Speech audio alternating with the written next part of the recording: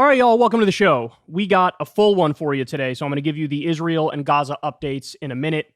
We have both really, really good news, but also horrific, terrible news at the same time. I'll lay all that out for you. We also have Nikki Haley is probably doing backflips and cartwheels right now. I'll tell you exactly why that is. Elon Musk decides, I'm going to go full QAnon.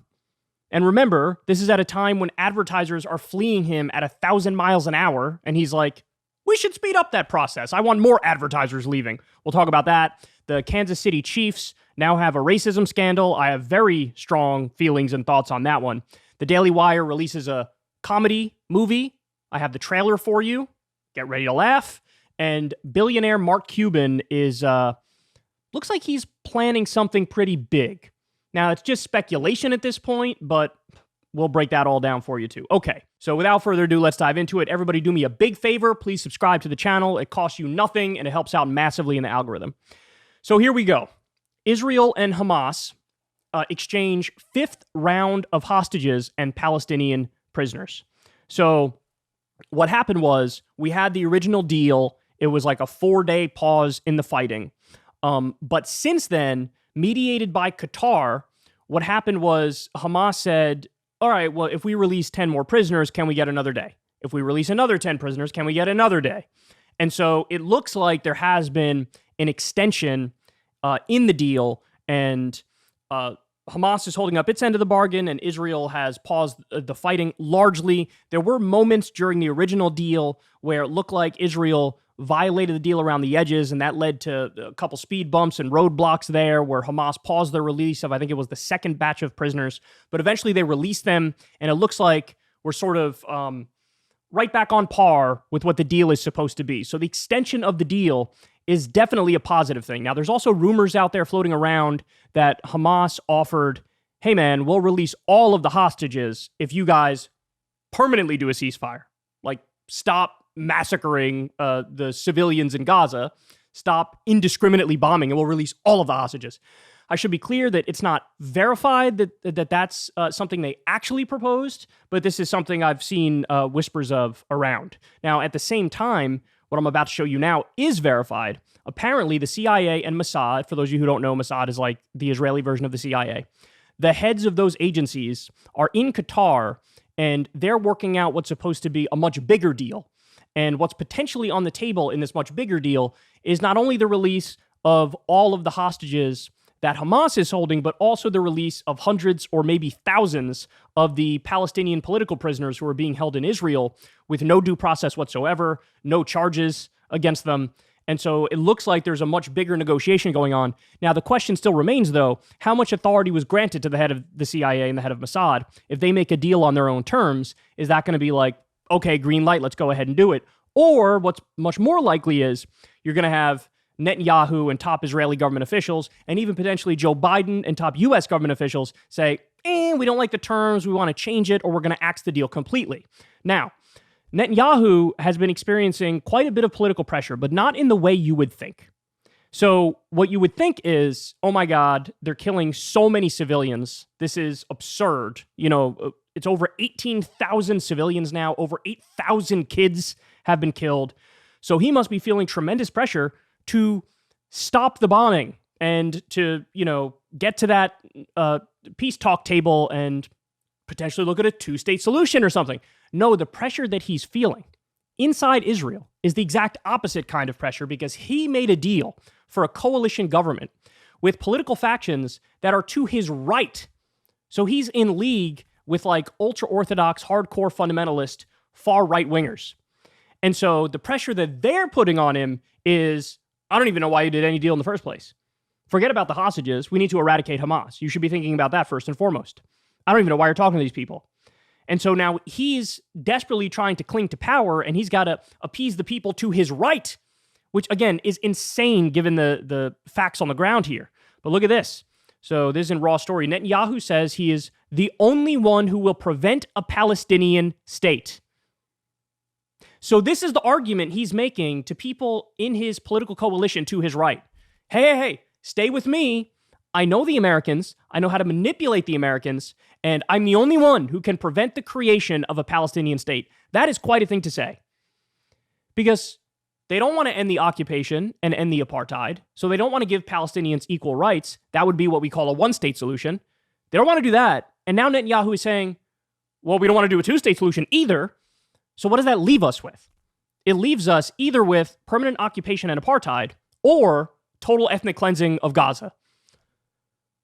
I mean, it's insane what's being broadcast to the world right now, and that, the West casually accepts it and supports it and arms it and funds it. So a little more on this one here. Netanyahu reportedly makes his case of survival to Likud members by promising to stand up to the Biden administration the day after the war.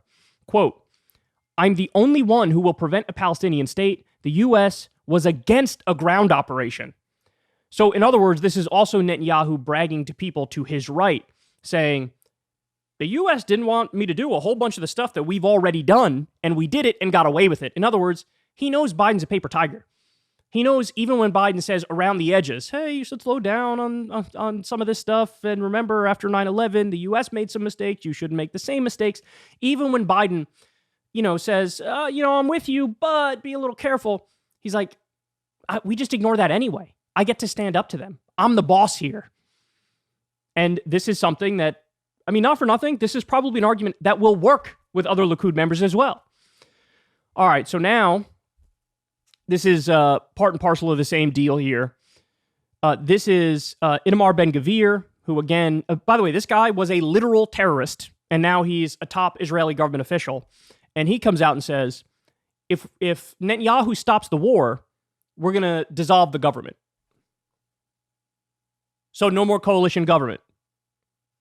So again, the pressure is coming from his right, if anything. By the way, I don't think Netanyahu needs pressure from his right. He's already far right enough.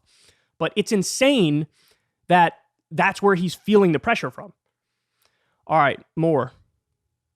Israeli defense minister says that after the truce, quote, the enemy will meet first the bombs of the Air Force, and after that, the shells of the tanks, and the artillery, and the scoops of the D9 bulldozers, and finally gunfire of the infantry troops. We will fight in the entire strip.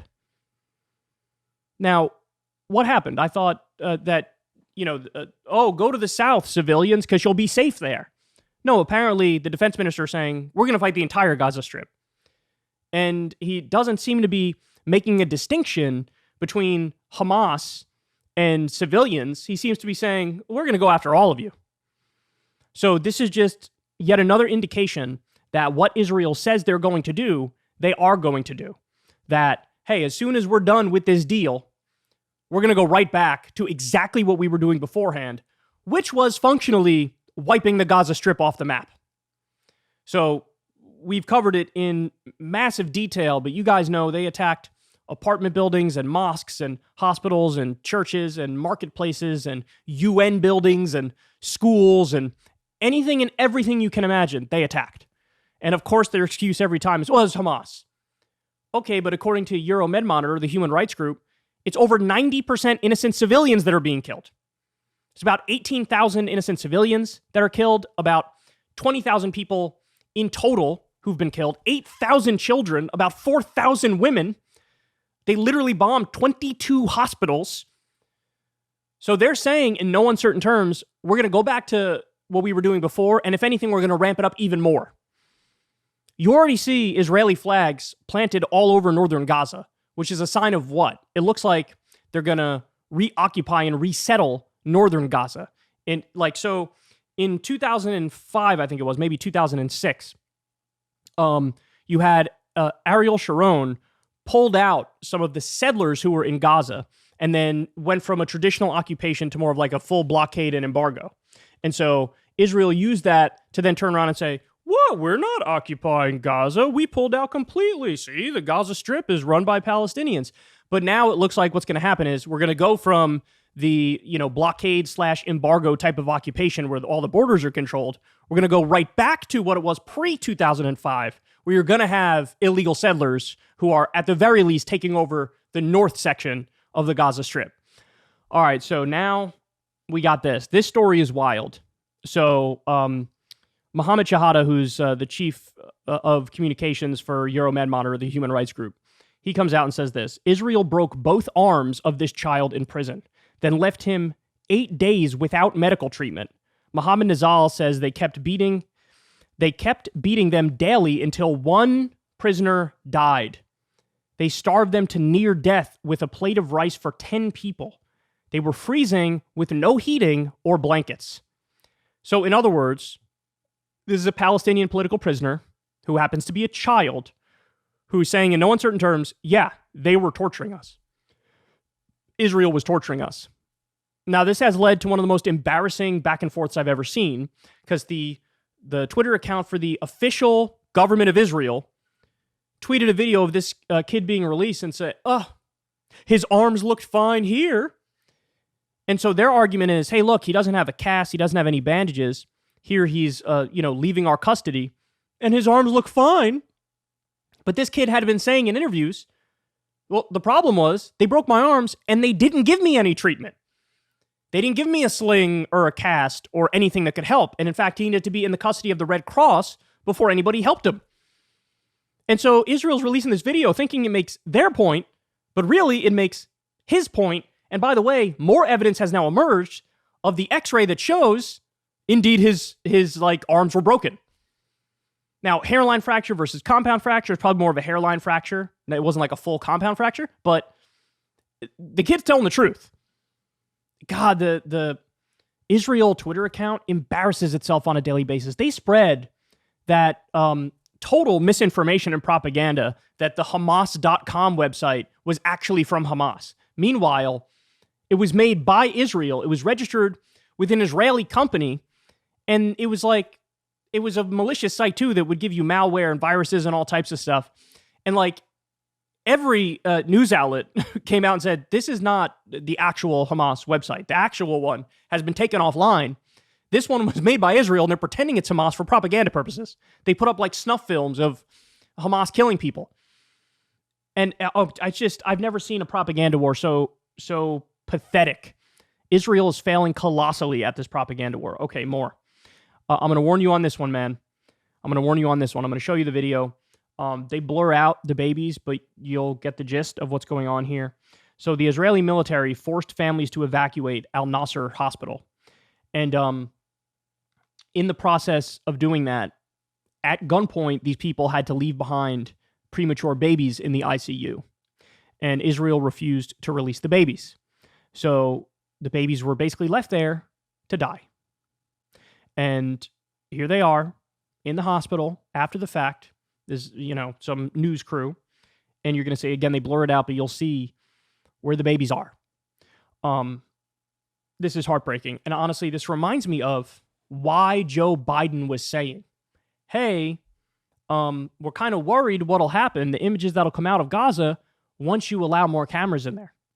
Remember that? There was a quote that everybody was talking about, because it's just such an admission that they don't care about what's actually happening to the people of Gaza, and they're just trying to manage the optics and the PR of it. But there was this quote from the Biden administration hey, if the image is already kind of bad coming out of there, they could get worse. So if there's a pause in the fighting, that might actually hurt Israel's case, because then people will really see the extent of the barbarity. And this is the exact sort of thing that I think the Biden administration was fearing, is that stuff like this would come out. Again, I'm warning you, I'm going to play the video here, but this is the worst stuff that we've seen since the Nazis. Watch this. الآن مشاهد مروعة لهذه المشفى بوجود خدج. ستشاهدون الآن خدج رفض الجيش الإسرائيلي إخراجهم. You can see there. They blurred it out, but you can see where the babies were. I mean, it's unconscionable. It's unconscionable what's going on here. Jesus Christ. All right. You guys get the gist of it. But this is what the U.S. is supporting. My tax money, your tax money. We arm Israel. We fund Israel. We've given them a green light. And this is what they're doing. There are no words for it. We also have this. So this is right up there with some of the most absurd stuff you could think of. I mean, you want to talk about an authoritarian, martial law, complete and utter police state hellscape, okay? As part of the deal, when Palestinian prisoners, political prisoners, are released, apparently Israel said, you guys are not allowed to celebrate. And so somebody didn't get that memo and did celebrate when they saw the release of one of the Palestinian political prisoners. And you know what happened? The IDF shot him. So let's watch this back and forth on Sky News. This is really eye-opening and illuminating. Listen to this. A teenager has been shot. Is this the right way to handle this situation, given that tensions are already rising and emotions are already quite high? Well, we're talking about the release of attempted murderers. You call them children, but we're talking about... Let's be clear.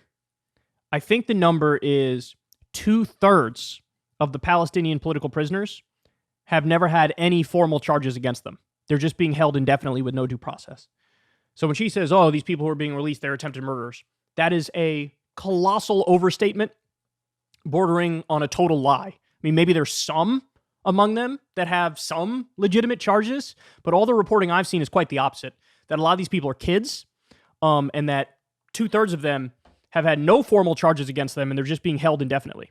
Teenagers who stabbed other teenagers. We're talking about... That's not my question, Deputy Mayor. I totally and fully understand that they have been accused. I understand, but if I can, Deputy Mayor, I'm just going to interrupt you. I'm fully aware of... I'm answering the Deputy question. Mayor, I'm fully aware of what they've been...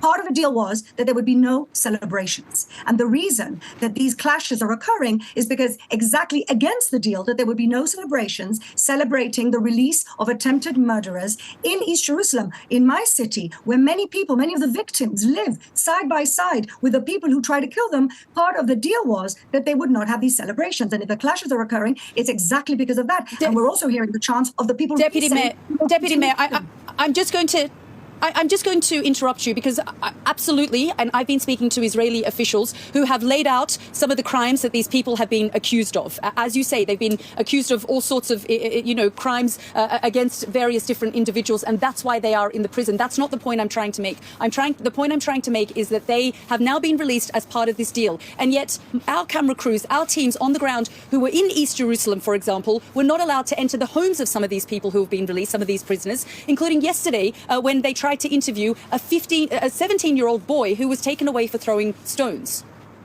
Part of the deal, as I repeated, and I said earlier, and I will repeat again, was that this wouldn't be a celebration because the release of attempted murders, and when we're talking about a stone, we're talking about boulders that open people's heads. So let's put things in their place. And so part of the deal was that they would... Boulders. Yeah. A kid was throwing a boulder. Is it even possible to throw a boulder? That seems like definitionally impossible. Be funfair around the release of attempted murderers, especially near the towns of the people that they tried to murder. And so if the police are preventing that, it's because it was part of the deal. So again, let's recap here. You have this hostage for hostage exchange deal, or hostage for political prisoner exchange deal. And when some Palestinians, a teenager in this instance, saw the release of one of the prisoners, maybe he knows the person, right? Maybe it's a family member, relative, whatever. You had a teenager celebrating when they saw, hey, my friend or my family member was released. They were happy. They were overjoyed. Perhaps they couldn't hold it back. And Israel shot the person for celebrating. I mean, this is like you're almost literally at thought crimes here. You're not allowed to be happy when the prisoners are released. And of course they lie and say, well, they're all murderers or attempted murderers. That's just not true based on any and all of the reporting that I've seen on this. The Intercept had a great piece on this the other day, like I explained to you. So let me get this straight. On the Israeli side, they're allowed to celebrate when hostages are released, but on the Palestinian side, they're not. I mean, it's just, it really shows you the power imbalance and the deep authoritarianism on the Israeli side here. It's just unbelievable, man. Some of these things I come and I report them to you, and as I'm saying them, I'm like, this doesn't even sound real. Like, I wouldn't believe it if there wasn't verification by an Israeli government official in an interview with Sky News admitting it. I wouldn't have believed the story about the babies in the ICU who were left to die and are decomposing if there wasn't video of it. Like, it's just, again, we've never seen any. This is far above and beyond the brutality of the war in Iraq and Afghanistan and the war on terror more broadly. That's not to downplay those by any stretch of the imagination, but in such a short time frame, the death and destruction that's been brought about is mind-boggling. All right, look at this one. Sky News International Affairs editor reporting that the released hostages, so the released Israeli hostages, were most worried about the risk of dying in Israeli bombardments. In other words, their main fear, their main concern was not, the Hamas prison guards are going to kill me. Their main concern was, oh my God, we're going to die in the indiscriminate Israeli bombing. And guess what? At least about 20 of them did. So this is why people were pointing out, accurately so, earlier on in the conflict, it looks like Israel is not first and foremost concerned with getting all the hostages home. It looks like they're first and foremost concerned with a collective punishment response, as evidenced by bombing everything in sight and doing a medieval-style siege where you cut off food, fuel, and water to 2.3 million people. And it looks like the hostages realize this, perhaps better than anybody else. All right, more. So ABC journalists, they're not referring to the ABC in the US here, they're referring to the Australian broadcasting company. ABC journalists were warned against signing a letter calling for impartiality in reporting. Quote, ABC's director of news, Justin Stevens, addressed the open letter in an email sent on Friday afternoon, warning staff that, quote, signing this petition may bring into question your ability to cover the story impartially. What? You should not sign any petition that may bring into question your impartiality or that of the ABC's coverage, he said. So in other words, by signing a letter calling for impartiality in covering Israel and Palestine, they say, oh my God, if you sign that, you're not going to be impartial. How can we trust you? This is insane. This is insane. Now, they go on to explain in the piece, it's 9 journalists in total. Think about how insane that is. 9 journalists are like, hey, we should be like fair and objective and impartial when talking about the facts of this. And ABC is like, we're against that. We're against that. We don't want fair and impartial. We're going to say you will not be impartial by saying you'll be impartial. All right, more. This is of the same spirit. BBC censors BAFTA acceptance speech expressing solidarity with Palestine. And actually, it's not just a speech, it's speeches. BBC censors those. And this, remember, this is right on the heels of, it's even worse in Israel.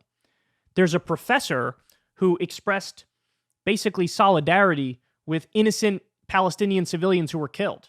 He expressed concern for innocent Palestinian lives. And he was arrested. He was arrested. All right, now we get this. So, look, I have to admit to you guys, I didn't know this. But this is quite a fact here. So there's a law on the books, the Ley Law, and it bans the U.S. government from giving aid to foreign military units committing human rights abuses. And so, in other words, if you just uphold the law, if you just enforce what's already on the books, Israel would have to have all their weapons cut off immediately. Because they're committing wanton and brazen human rights abuses on the regular. So, Adam Johnson here says, funny we have roll calls now for representatives and senators who support not passing laws, but the mere enforcement of existing laws. They should pass another Ley Law that's the same as the last one called Ley Law 2. We're serious this time, and the Biden administration can just ignore that one too. So, look, this is unfortunately what happens in this system, in this decrepit, rotten, disgusting, corrupt system. This happens with a lot of like antitrust laws, anti-monopoly laws. They're just like not enforced, and you get the negative consequences associated with that. This law is apparently not enforced at all. And, everybody acts like, hey, what are you going to do? We have to, in perpetuity, from now until the end of time, continue to arm Israel and fund Israel, no matter what the hell they do. And it's like, for the love of God, if you just enforce the laws that are already on the books, you'd have to cut off their weapons. So, Jesus, that's wild, man. So now we'll get to this one here. This is in Axios. There are Jewish Democrats who have rebuked a Republican bill to expel Palestinian immigrants. So this is good news. It's nice to know that even in the midst of some insane hysteria and almost like a national mass psychosis right back into 2003 level war on terror brainworms, that you have some people who are standing up for what's right. And this is an example of exactly that. Jewish Democrats using their voice to say, hey man, look, you can't blame Hamas on all Palestinians. That's just not fair. That's just not right. But of course, the Republicans, we discussed this earlier on in this conflict, they were immediately pumping out bills. Like, we don't want a single Palestinian in this country, period. Right in line with Trump's like Muslim ban idea. The second they saw what happened on October 7th, they were like, let's try bigotry. Have we tried bigotry? Have we tried xenophobia? Have we tried Islamophobia? Let's codify Islamophobia. Let's do that. And thankfully, some of the Democrats are pushing back here. All right, now we'll end with this one. So this is actually the second person who got an offer like this. So as you know, Rashida Tlaib is the only Palestinian American in Congress. And she's been using her voice for making the correct arguments. She's concerned about innocent Palestinian civilians and them being killed. She's also concerned about innocent Israelis. And she's been very clear about that. But of course, she's smeared as being anti-Semitic. She's smeared as being pro-Hamas. You have Marsha Blackburn, who's a total psycho Republican senator who says she has like family members who are in Hamas. I mean, it is just as gross can be. It is total moral panic, post 9/11 brainworm type stuff. Well, guess what? There have now been 2 politicians who've stepped forward who said they were approached by AIPAC, where AIPAC told them, we'll give you $20 million if you run against Rashida Tlaib. We just want to kick her out. We want her gone. And so I forget the other guy's name, but he's a black politician who's running for a different seat. And he came out and said, they offered me this. And I said, kick rocks. And now you have this guy as well, who's running for a different seat, Nasser for Michigan. He comes out and tells his story. Listen to this.